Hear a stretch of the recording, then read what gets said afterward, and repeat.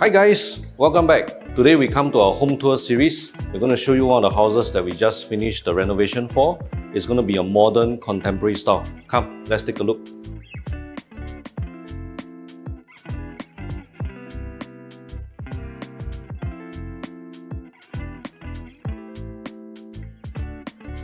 So for every house, there's an existing DB box cabinet which is quite unsightly.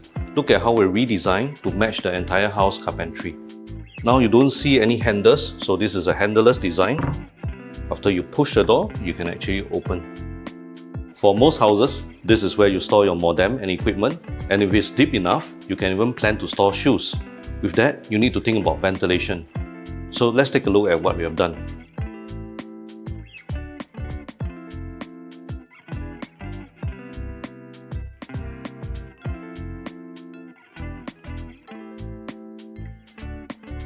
Because both homeowners are working, we need to plan the space to be easy to maintain, and with that, we need the help of gadgets.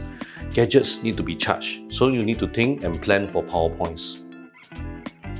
Look at where we hide it. So we plan the power points for the vacuum to be hidden away in the carpentry, so it's neatly kept away.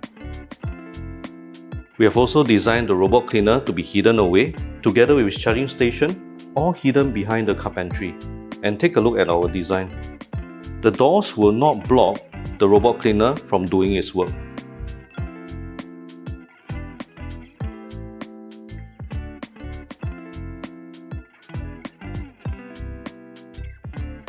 Next, we come to the TV area, and this feature wall showcases the detailed workmanship that we have. Look at how the vanes join.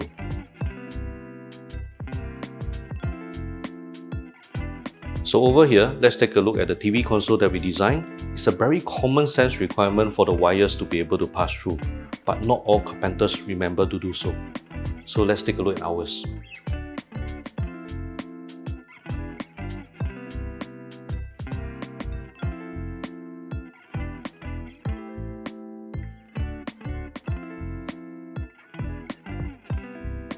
A well-designed kitchen is the heart and soul of every home. So let us show you what we have done over at this area.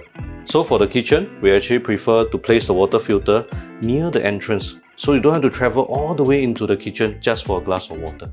With the kitchen design, you want to avoid a common mistake, which is placing the fridge right to the end of the wall. What will happen is that the fridge door won't be able to open fully and the drawers cannot be pulled out. So how do we avoid this? Let's take a look. We put a 300mm cabinet at the side of the fridge, which allows you to maximize the storage, and at the same time, the fridge door can open past 90 degrees.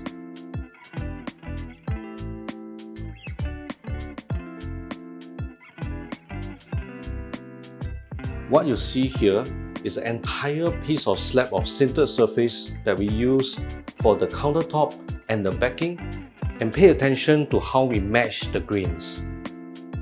In order to keep the countertop neat and clean, we created a spice tray for owner to use when they are cooking.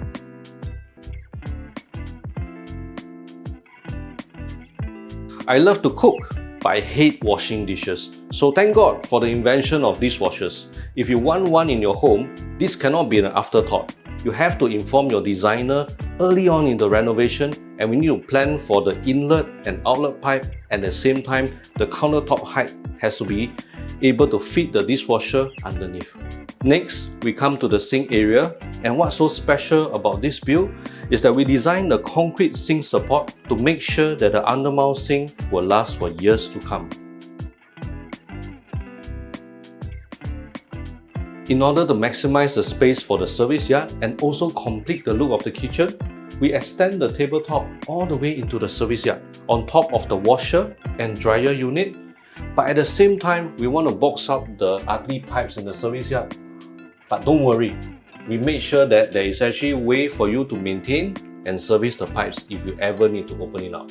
The challenge for all aircon installation is often the ugly pipes and the drainage piping.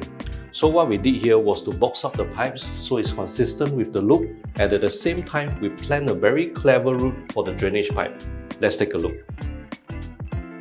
For the aircon drainage pipe for this unit, we run it into the common toilet, out through the aircon latch, and into the master toilet. The traditional way of running the aircon drainage for this unit will be from here all the way down onto the floor and then reaching the outlet. But what's the disadvantage of this is that because the area for shower is very small, you will actually step onto the pipe whenever you're showering, and it's very difficult for maintenance. So we requested to run into the master toilet for this reason. In the shower area, we wanted to make sure there was no rusty parts in the future, so we embedded two I-quartz latch into the wall.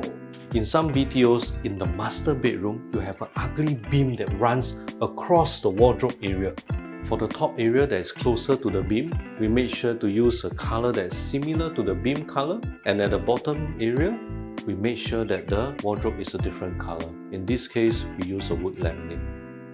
For this cabinet design, we factor in lights, and also because the length of the wardrobe is actually very long, we want to make sure that the center pole will not sag over time. We added a center support at the top.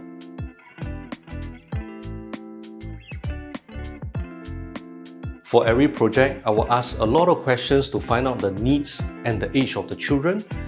In this case, the children are all very young, so I want to keep this space for them versatile.